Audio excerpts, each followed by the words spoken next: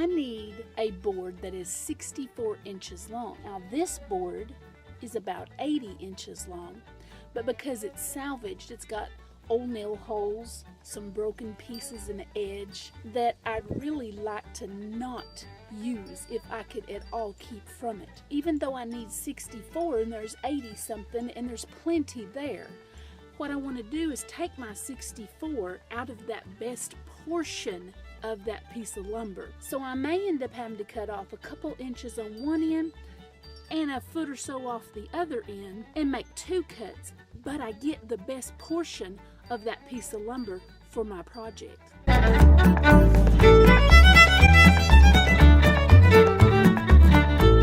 I'm using 60 grit sandpaper on my hand sander just to get started, because 60 grit will really cut into that wood and take off that layer that I need it to take off. Then I'm going to come back with my little hand block sander with a finer grit, I think it's 120, to just go back over the board once again to give it a real smooth edge.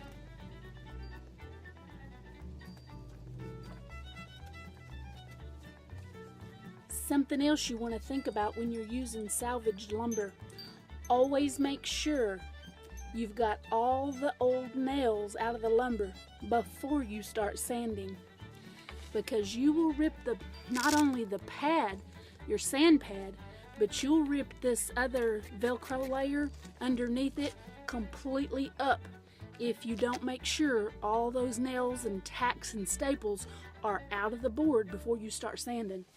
So I'm going to make one last good look before I get started.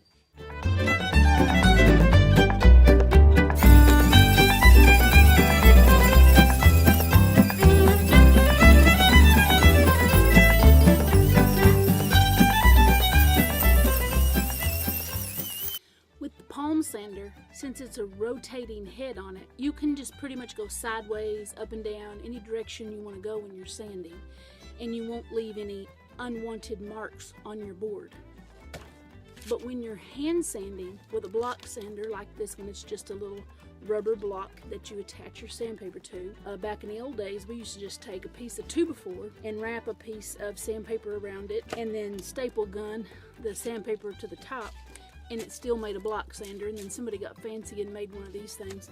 I had just as soon used the 2x4, to tell you the truth, because this thing is heavy and it was a pain trying to get that sandpaper down in that little bitty groove with those teeth on it. But when you're using just regular sandpaper in your hand, you want to make sure and go with the grain of the wood. The grain is those little lines running through the wood. Now some of them will kind of veer a little. Just look and see which way those little lines are going, and that is the grain, and that's the direction you want your hand to go up and down.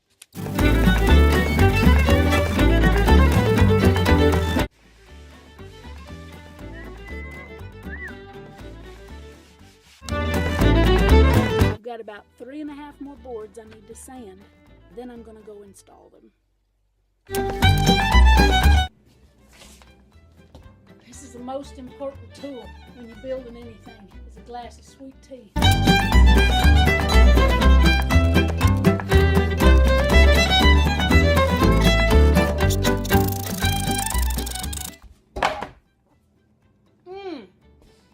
Nothing like the smell of fresh cut lumber.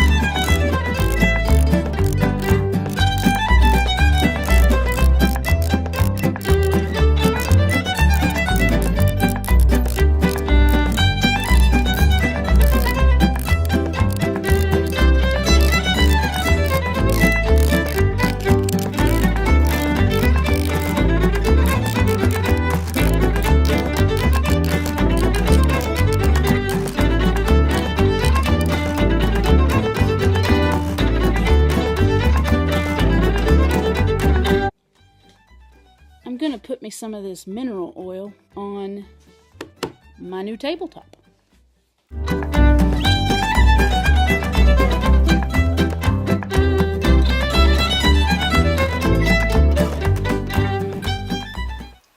Well, here it is, my beautiful, big butcher block top table for the kitchen to help me have that much needed countertop space here in my kitchen. Now that I've got a good coat of mineral oil on top of it, it's time to add a few of those accessories to make working on top of this table a dream come true.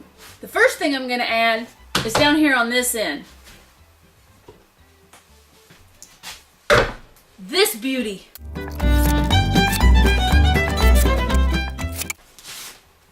Nice and sturdy. Let's give her a try.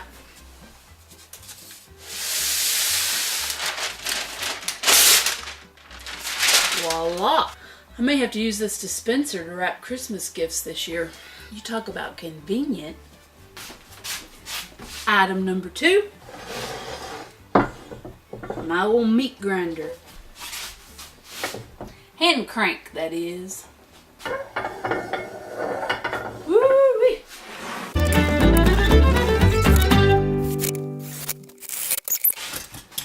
Now all I need is a few knives right here in the center. That way they can be reached from any side of the table. How about a little salt and pepper to season that chopped meat? And I'm going to put this beautiful old antique bowl that I have here. Put it right about there. And this pretty bowl can serve as a fruit bowl when I get some apples and oranges over here.